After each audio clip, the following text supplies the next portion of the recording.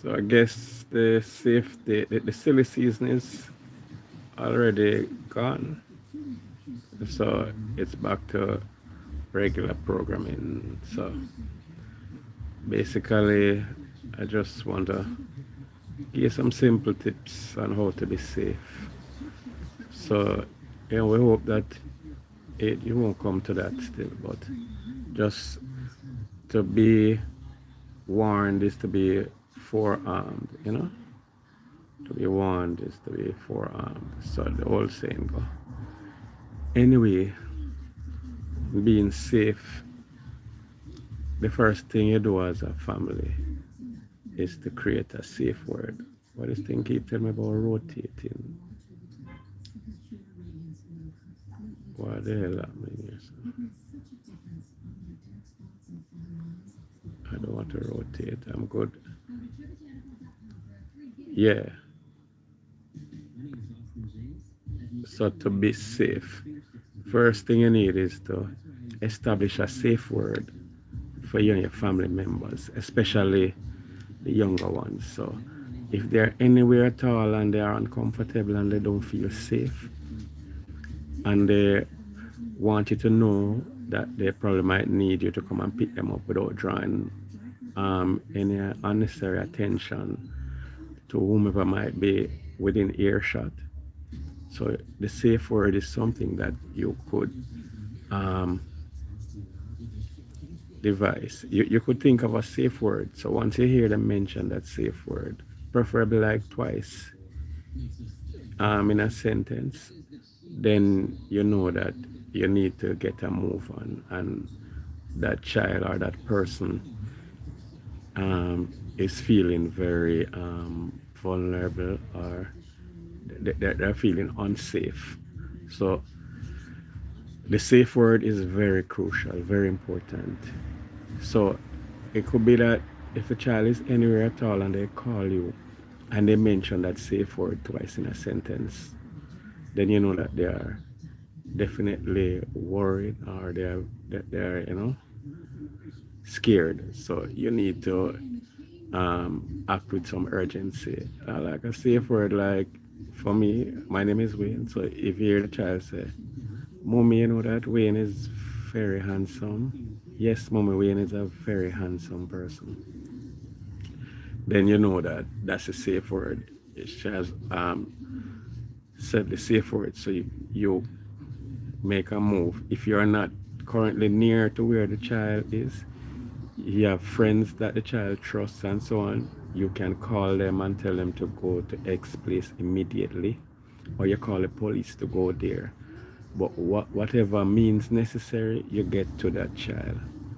And you never know, because when a child feeling very unsafe, and if they're made to feel that way for long, they may act impulsively, which might further endanger their life. So when you hear that safe word being uttered, you move.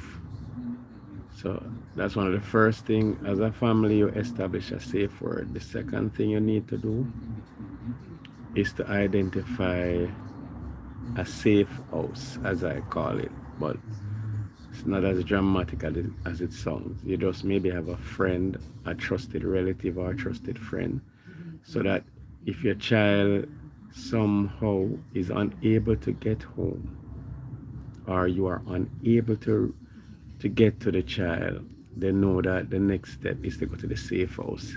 Could be a favorite aunt, uncle, a grandparents, a family friend, you know.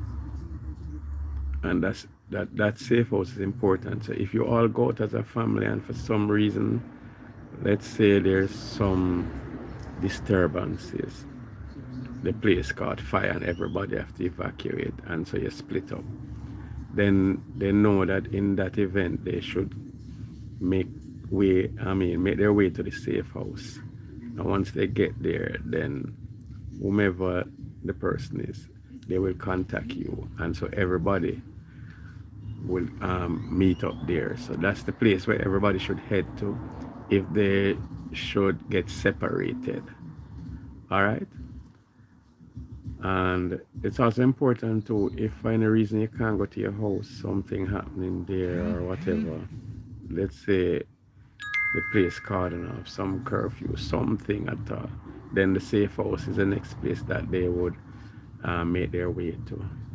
Also, you need to have a central area where all the exits, the keys for each of the exits of the house are located there.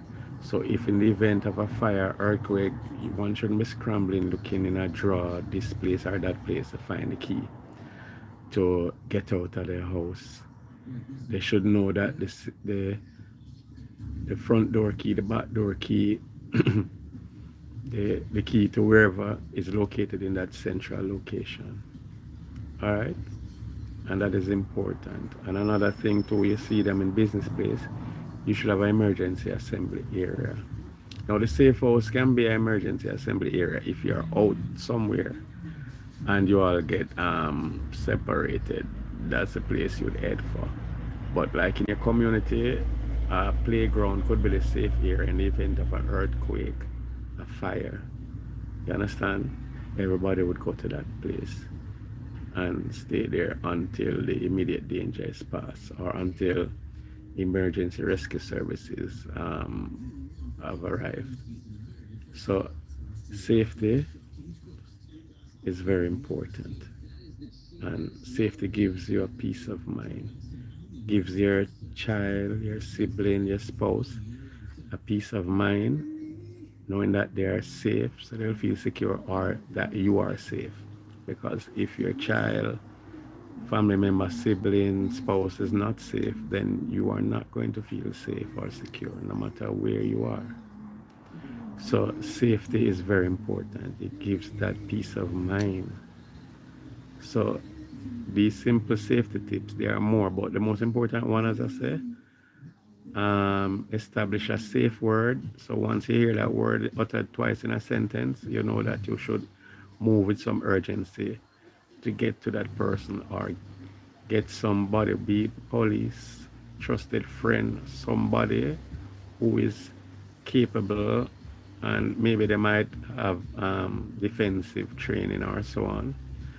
If you can't go there, or you figure you might need some kind of backup or so, you get the police with you or some friends who may be licensed people, to carry arms or so on, depending on the level of danger.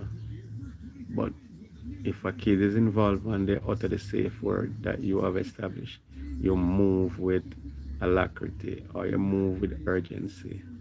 And like I said, you establish a safe house so that if you all get separated, if you go out as a group, maybe a stampede or whatever, they know that that house or that aunt or that friend is where they should make their way to. You know that when we have a trusted friend, we call them auntie or uncle. So, they go to that aunt house or wherever you establish as a safe house. And also, if they're out somewhere on a date and it's gone bad and, you know, they need to be picked up, maybe you live far from where they are and that trusted friend or that designated safe house person is nearer, you call them and ask them to retrieve your child, or they should know and have the number, preferably on speed dial, so they can call them and you know get out of that whatever situation it may be in. So basically, that's all so far. From time to time, anything that I think that is important. I'm just getting the hang of this thing. I don't even know if it's going out, but let me know what you think. But follow these advice and remember the other one. Have a centralized area where you have the keys for all of the exits to your building in case of a fire or earthquake and you need to exit the building fast. You don't have time to be searching for the keys. It should be located at one spot. Everybody should know where it is.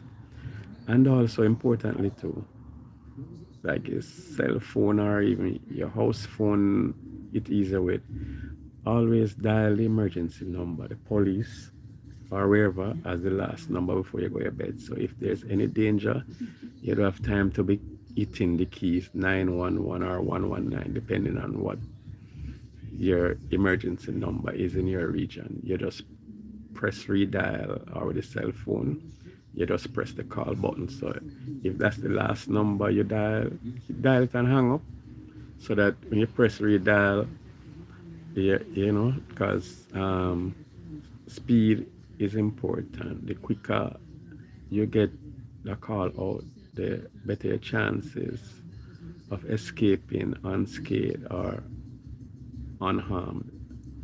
So that too. Like I remember one of our friends when we were on campus, you know, in the kind of chubby.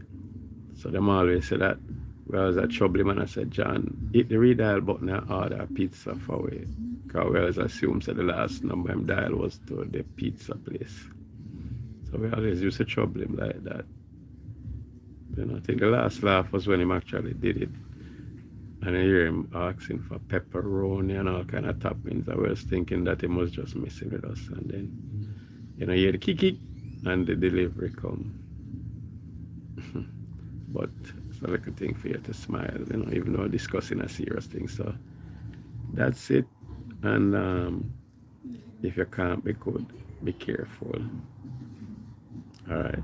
So take care, and I'll see you around.